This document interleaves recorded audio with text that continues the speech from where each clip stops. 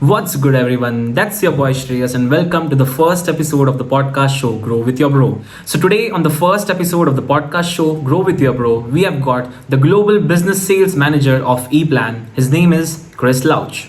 In today's podcast, we discussed everything right from his professional journey, sales versus consultative approach, networking, relationship building, climbing up the corporate ladder, haters and naysayers, traditional leadership versus new age leadership, 80-20 principle, the modern age corporate rules like customer success manager, growth hack manager, how to be an executioner, and a lot more exciting topics. So make sure that you watch the podcast right till the end. So ladies and gentlemen, here is presenting to you my colleague, my friend, my buddy, my big brother, my guide, my mentor, Chris Louch from the United Kingdom.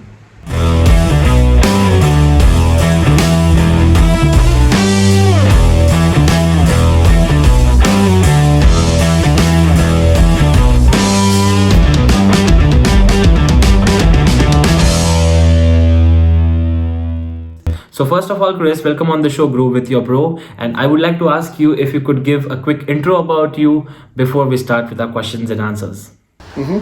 So currently, my current position is I'm a global business sales manager for ePlan, who you also work for as well. I work in the cloud business side. So really, we're working on the strategy for the future of our cloud business and also the go-to-market of our products. So supporting the sales teams worldwide in making sure that we're successful with our future business. So Chris, if you could break down your journey and elaborate how has been your journey into the corporate world till now, how would it look like? Yeah, it's a long journey and it was a difficult one, I guess. I finished college and then I came from a relatively poor household, single parent household, and I had a vocational qualification from college in engineering and IT, and I had a city and guilds in tool making. So I did a lot of workshop stuff at college as well.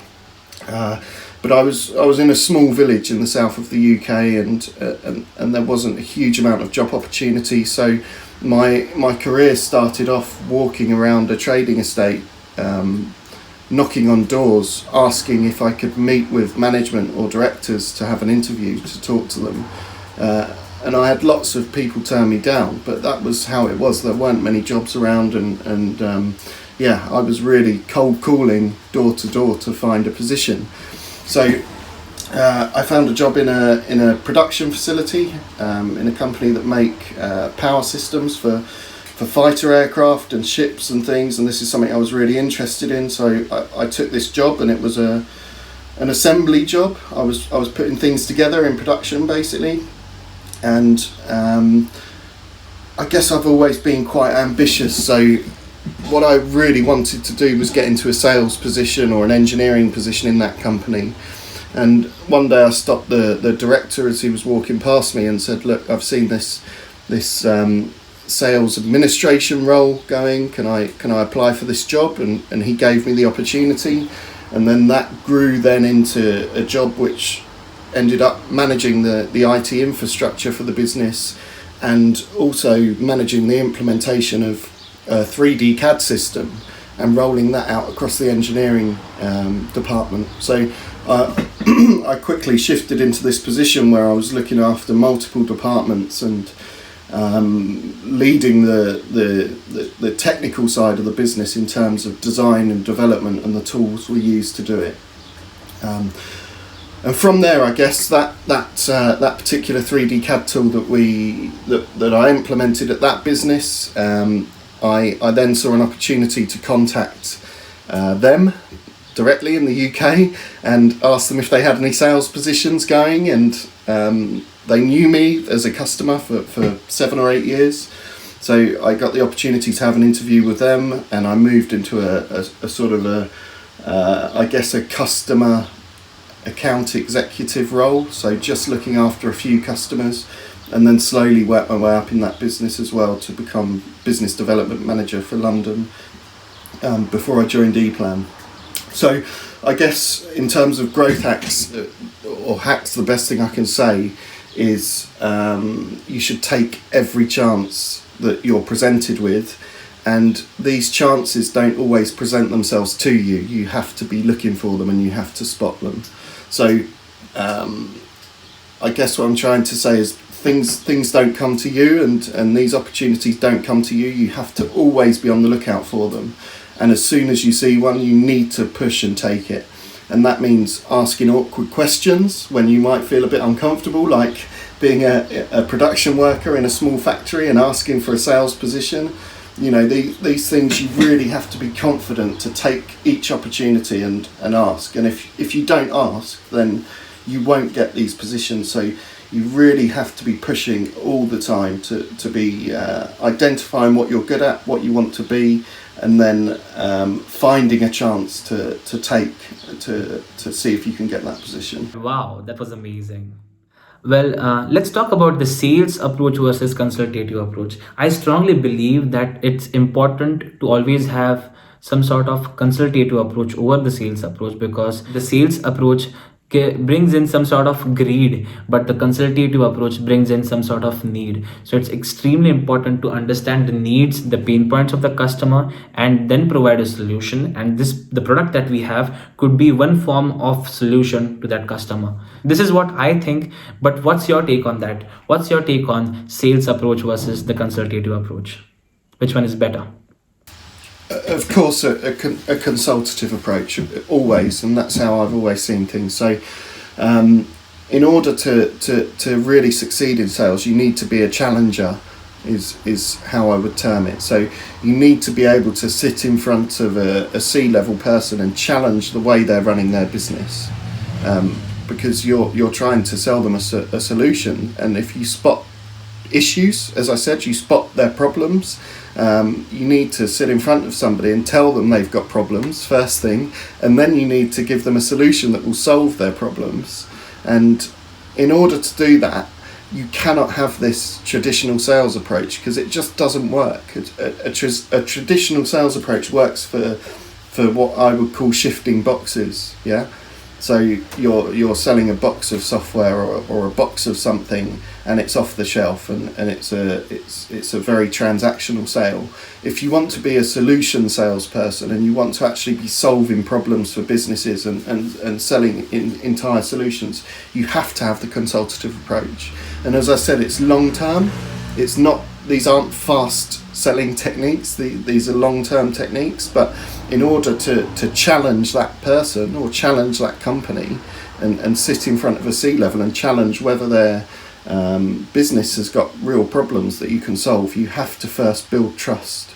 And the only way you build trust is with a consultative approach. And that could be helping them for free, or understanding solutions that maybe aren't even your solutions to sell, but you're helping them by giving advice on other things. So it's really, as I said, gaining that position of trusted advisor. And only once you have that position of trusted advisor to that business are you then going to be accepted to go in and challenge the way they run their business, or their engineering process, or whatever it might be. So it's a two-stage approach. It's certainly the consultant and trusted advisor approach from the start. And once you have that, you then really need to be this tough challenger that is not scared of challenging a C-level person on their business. Okay, all right, that's amazing. Well, Chris, what I know about you is that apart from your domain expertise, you are extremely good in terms of networking, building relationships, one of the best conversationalists. So, what's your take on that? How important is networking and communication and building relationships in a corporate career? Huge. It's definitely something I've always tried to do, and it's I guess this isn't something that you shouldn't be trying hard to do yourself. It should be natural. If you're naturally wanting to look after people, or naturally wanting to deliver to people, or give something back to people, then it should come naturally to you. But certainly, I guess throughout my career, I've tried to build networks, and I've tried to keep those networks strong. So one example of that is in my previous job selling 3D CAD software, I built up a network of customers who were freelance engineers, and I decided to have a curry evening once every 2 or 3 months with these customers. So we would have, it started out at, I think, 4 of us, so it was me and 3 customers. The last one I did before I left the 3D CAD company, we had around 35 or 40 people at this curry evening, and I did this to help these freelance engineers because they would talk together and speak to each other and understand, maybe one of them had too much work and they would help somebody else, or one of them knew of a freelance position where their skill set wasn't fitting but it would fit somebody else, and it's really built up. And we have a WhatsApp group, there's lots of talk with each other on there, and in fact, even though it was my previous company, I still host these curry evenings. So still every few months I go and meet these customers from my previous career, and it's a social thing now, it's not a work thing at all. I've genuinely built up a friendship with these guys, and it still helps them with their careers.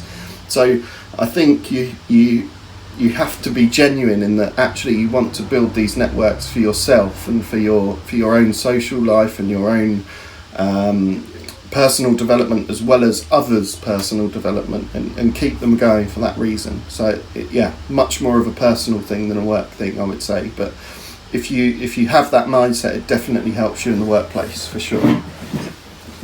Okay, all right.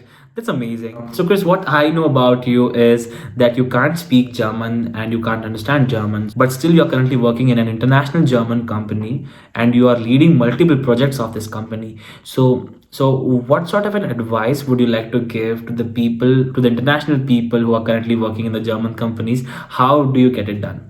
I would not say I was the best at people skills. Sometimes maybe I'm a bit too blunt, but I think I know what you mean in terms of managing multiple projects or working with multiple different groups of staff globally. So the answer is it's a new thing for me. I've always come from relatively small companies. Even at the 3D CAD company in the UK, we were still only around 120 people, and we were UK based. We dealt with some guys overseas, obviously, but it wasn't hugely often. So it's all very new for me. But it's challenging, and I guess what you come across is different cultures from different parts of the world, and especially in the way that they communicate and the way that they sell and the way that they take products to market. It's very different. So I think that the best piece of advice I can give on that is what I've been trying to do a lot, is listen and learn. This is key. I think when you're working with an international team or a team in the US, for example, they know their market better than I do, for sure. I can help them and I can guide them with taking a product to market, but my goal for these meetings is to listen to them and learn from them, and just to identify maybe gaps in their skill sets that I can help to fill or I can bring some advice to. But I think certainly in managing international teams, it's more of a listening exercise and a learning exercise for me than a leading one. Or leading from the back, I should say. Maybe that's a better term. Amazing. Well, Chris, coming back to your corporate journey, you kind of sprinted up the corporate ladder. How that sprint happened for you? Yeah. That's a tough question to answer. I guess I wouldn't see myself as sprinting up the corporate ladder. I guess it's there's been position changes that have suited my skill set more. So I've taken the chance. As I just said, I'm always trying to take chances to be put in a position that's better suited to me. But again, I think the answer is exactly the same. It is you should always be looking for opportunities, even in your current role. Look for areas where there's a problem that you could solve, or there's an issue that you could fix, or your skill set could really provide value to the business. And if that's what you want to do, then take the chance. Pick the phone up, call your boss or call his boss. However you want to do it, you should always take the chance and always be pushing to better your position. And it might not be for a more senior position. this quite often can be sideways moves, but actually it's better for your career in turn, because it is better fitting to your skill set or a better work-life balance, whatever it may be. But yeah, I think exactly the same thing Shreyas here is take chances and perseverance. That's the two things I would say. That's great.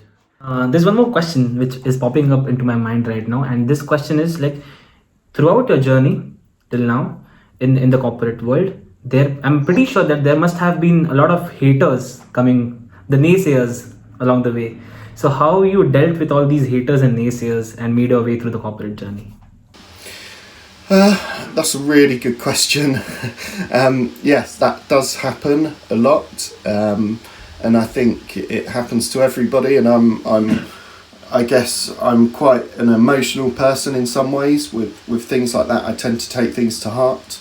I guess lots of salespeople learn to cope with emotion in a better way, because you have to have failures a lot, and people, these naysayers coming along a lot, but I do take things to heart sometimes, so that's been tough. But I think the easiest way to deal with that sort of thing is to try and understand if you can change it, and if you can change the situation or you can make it better, then you should try. If it's something that's out of your control and you can't change, then you really need to just forget about it and carry on thinking about you and your career, and block it out your mind and continue doing what you're doing, because otherwise these emotional distractions will only stop you from achieving what you want to achieve. Wow, that's amazing. How do you manage your work-life balance? I know that you are dealing with a lot of pressure when it comes to working in your professional life. So how do you strike the right balance in your professional life and in your personal life? What's your hack for that? It's a really good question, and it's a really tough one. So I could give a hack for it, but I would be not doing it myself. So I think there's loads of advice I could give on how to manage it, but I would definitely be contradicting myself, because it's so hard.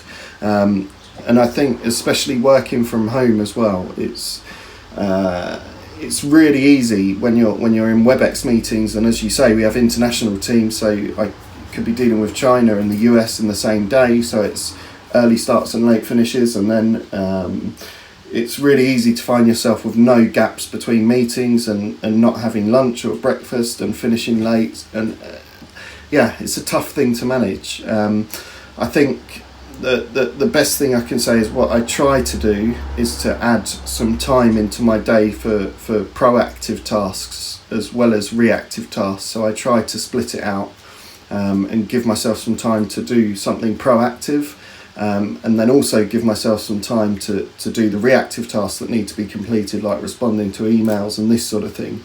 And generally, if you can schedule your day in this way, then it should enable you to finish on time. But of course, when you're traveling internationally and doing these things, that there's going to be times that are really challenging, and really being away from home, very late finishes and very early starts in airports, and it's a real challenge. And yeah, I can't give a one size fits all answer to it. It's still a challenge for me, and I'm still learning. So yeah, I don't have the answer at the minute, I'm afraid. Whenever I talk with you, maybe any topic, any industry, you always have that important, that crucial information of that industry, and you always come up with convincing answers. You always have that 20% of information which holds the 80% of the value or the crucial information. So how do you manage that 80-20 principle in your life, or do you have any hack for that? Yeah, that's I guess that fits more with a sales position and a sales mindset, rather than an engineering mindset where you need to have 100% of the information as an engineer, and you need to be really detailed. And this was quite a tough mindset challenge for me, was moving into a sales role where actually I didn't need to know all of the detail and all of the technical information. The thing for me that I always try to understand is if we talk about a particular industry or a particular customer or a particular business challenge, like we might face ourselves, whatever it may be, we should always try to understand the problems first.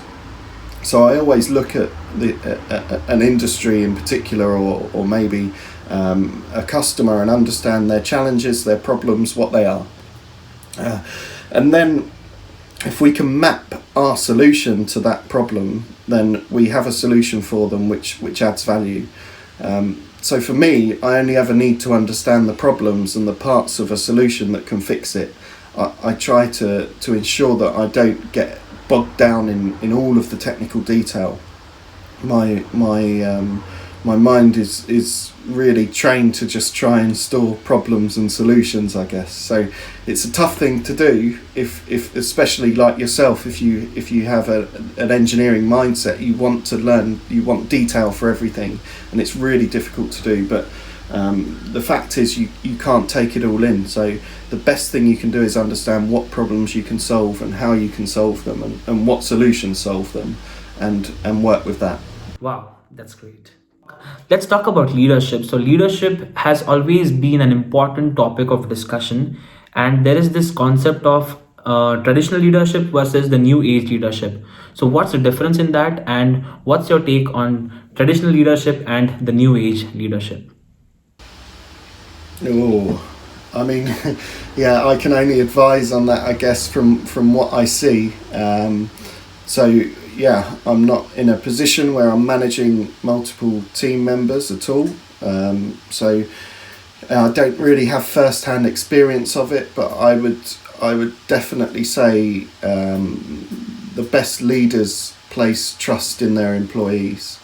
And this is the big switch, I think, from old-fashioned hierarchical leadership to current styles of leadership that you see at the likes of Facebook and Google, where there is no hierarchy. It's there's much more trust in the employees and much more flexible working. And I think if you show this trust in people that are working for you, they will start to trust you. And there's, again, relationship building and building of networks in this case, because you have a much better relationship with your staff and with the people above you. And of course, even in these times when we're now forced to work from home at the moment in the UK, companies have been forced to trust their employees to work from home. And actually, you know, what is very clear is that as employees, we all have projects to complete or projects to deliver, and if we don't deliver, it will be very visible that we don't deliver. So forcing somebody to sit at a desk in an office for 9 to 5, I guess doesn't really fit anymore. It's more about results and delivery, and if you're delivering results, then you should be trusted, I guess. So I think that's probably the most important aspect for me, is having trust in your employees, and if you trust them, you'll see they deliver results. If they're not delivering results, again, it's very easy to see, and it's it's not a case of hierarchy anymore for me. It's more about this trust in a relationship. What sort of an advice would you like to give to the people who are currently into their mid-30s, early 40s, and are stuck in the corporate role and really want to grow, really want to strive hard to achieve the growth in the professional corporate career?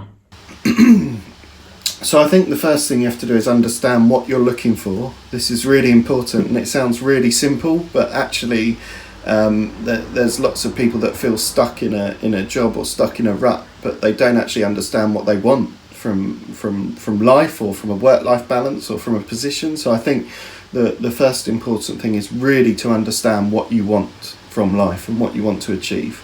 And this is sometimes not as easy as it sounds, because there's a lot that goes into that and a lot that you need to think about.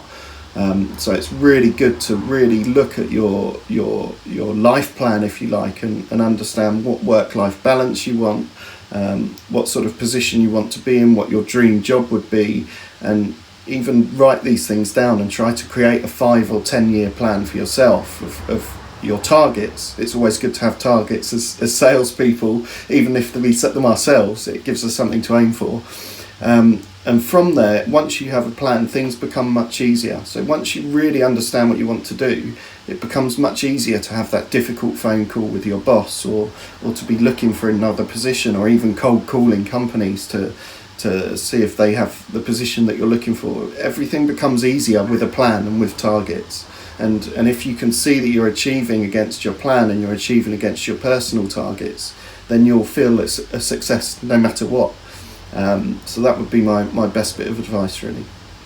So Chris, nowadays there are a lot of new job roles popping up into this big MNCs, and something like a customer success manager or growth hack manager. Would you like to elaborate a bit more on these job roles? What's your take on that?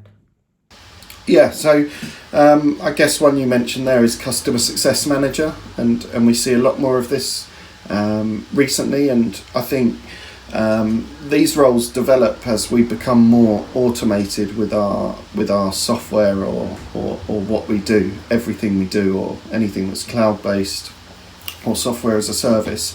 It all becomes a bit more automated, robotic. There's no human feel to it anymore with a lot of the software that you can now just subscribe to online.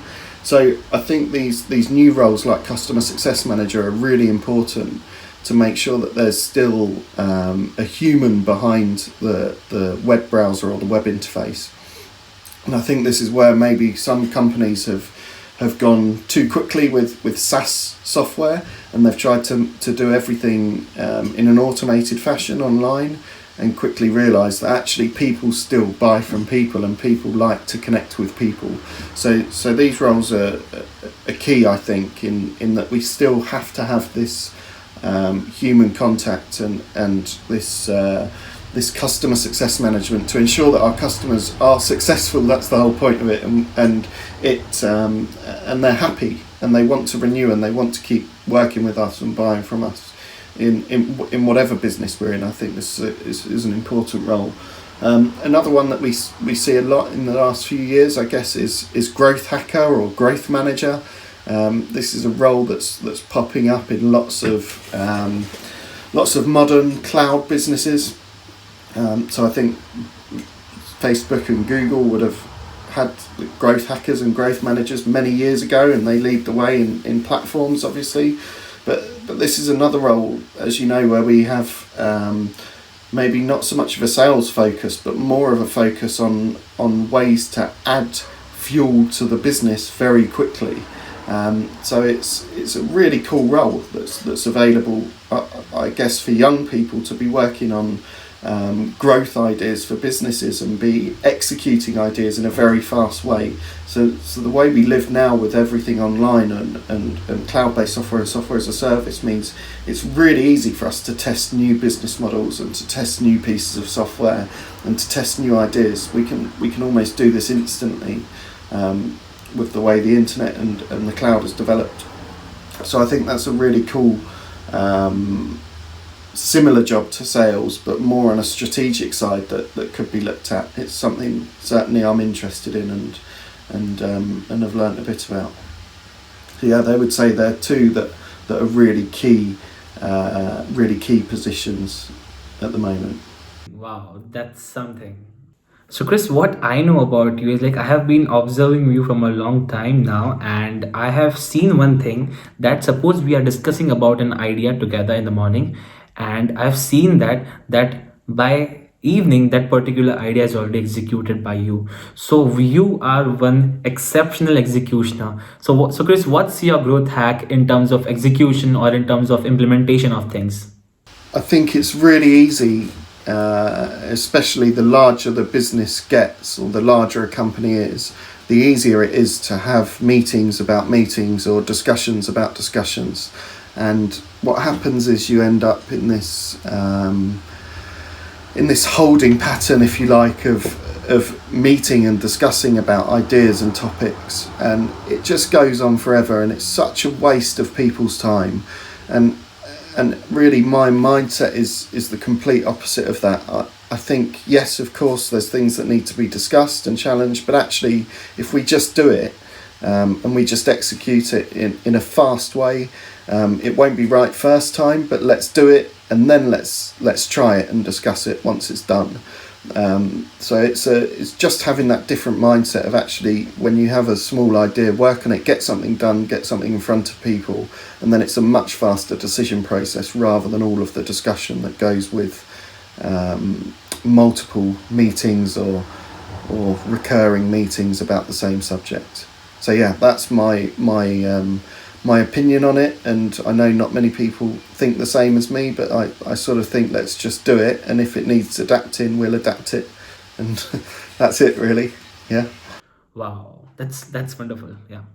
I recently received a message on LinkedIn from one more professional guy who is currently working here in Germany in mechanical industry, in basically in automobile industry, and he wants to switch his industry into the cloud business, into the industry 4.0, into the IoT business, so into the artificial intelligence. So the question that raises here is, how can one make that swift move from one industry to another, and what's your take on that? So again, I would go back to the point of knowing exactly what you want.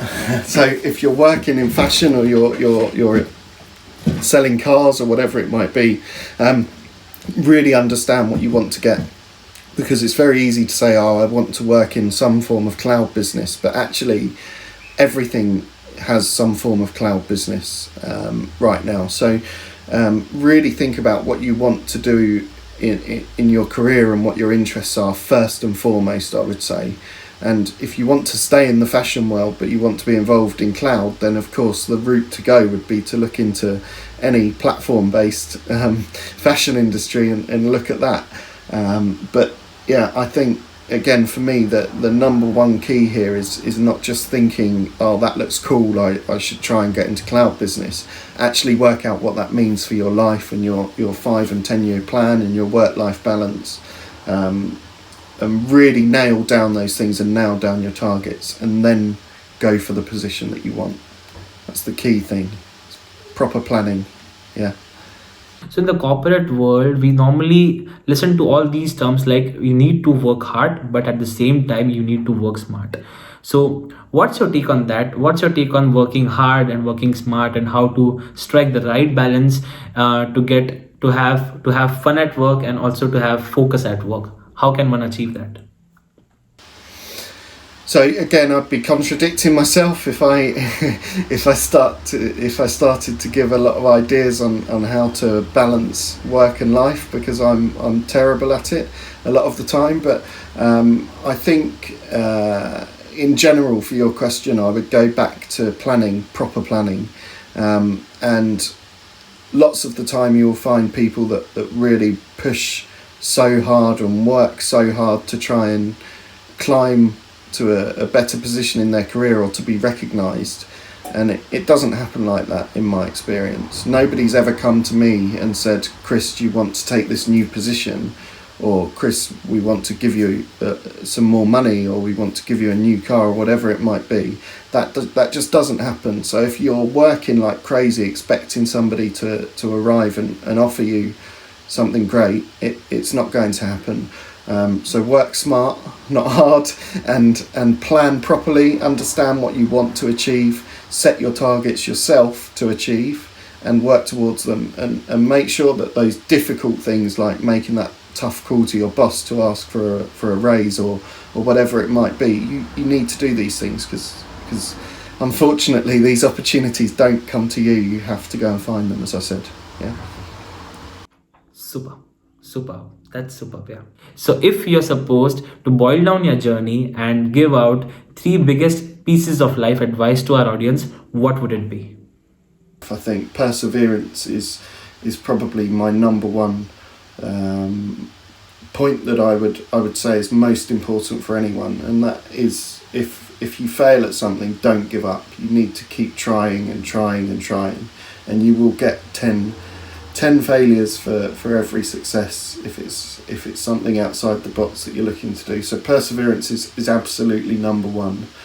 I would say in terms of in general, for me, something I guess that's really important, that I've recognised more and more over the last few years, is that your family and your health is more important than anything. So you should always ensure that this work-life balance is as good as it can be, and remember that you're not living for work. Actually, family and health and friends are much more important. So that was another key thing for me, I think, and it took me some time to recognise that. It really took some shocks and some things to happen in order for me to really recognise how important it is to make sure there's more time for the home life. And the last thing, as I said, is looking for and taking chances. I can't emphasise enough that no matter how hard you work, these things don't come and present themselves to you. You have to spot them, and sometimes it's like spotting a needle in a haystack. They're not easy to spot, but you have to always be looking for them and always be willing to push your hardest to get them. And that really links with my first point, is that even when you spot these, 9 times out of 10 they won't succeed, but at least you tried, and it's having the resilience to keep trying and keep trying. Wow, that was amazing. Is there any advice that you would like to give to me? So any sort of piece of advice that you would like to give me? Because for me, you're like my colleague, you're my buddy. I'm pretty sure because of the relationship that we have developed, I really connect with you on personal level, on professional level, but also I see you as my guide, I see you as my mentor, and I've learned inherently a lot of things that I have learned from you. I'm implementing it in my professional life, also in my personal life, and I'm getting those results. So I really would like to take few advices from you, some personal advices to me. So for this, for what you're doing here, I couldn't give you any advice. What you've done is fantastic, and I would say keep doing it exactly how you're doing it. It's personal, it's emotional, and that's how it should be, 100%. Don't focus it too much on business. You're doing exactly the right things for this. In your work life, I guess my best advice, as I said earlier, would be to really look at a plan. And don't be too fixed on it. You should always be looking to adapt and change your plan as you go ahead. But I would definitely be looking at creating a plan and putting targets in there. So almost like you're a sales guy and you've got some personal targets that you have to hit. Make sure you have quarterly targets or yearly targets in this plan, and approach your boss, approach your colleagues, come to me, speak to whoever you need to, talk to your boss's boss and explain to them, this is my plan and these are my targets. Can you help me achieve them? And this is something that's really important. Again, it's taking those chances to talk to people. But if I was in your position and at your age again, that's definitely what I would be doing, is looking at a 5-year plan with targets, and then I'd be taking those and discussing them with my colleagues and leaders, and explaining what they are and asking how they can help me to achieve them. So that's the best bit of advice I can give you right now, Shreya. And I'm happy to support you with it, of course. So guys, I hope that you loved the podcast. You can find the LinkedIn handle for Chris Louch in the description below. Make sure that you like the video, share this within your network, and subscribe to my channel Indo-German Networker. And until next time, keep networking.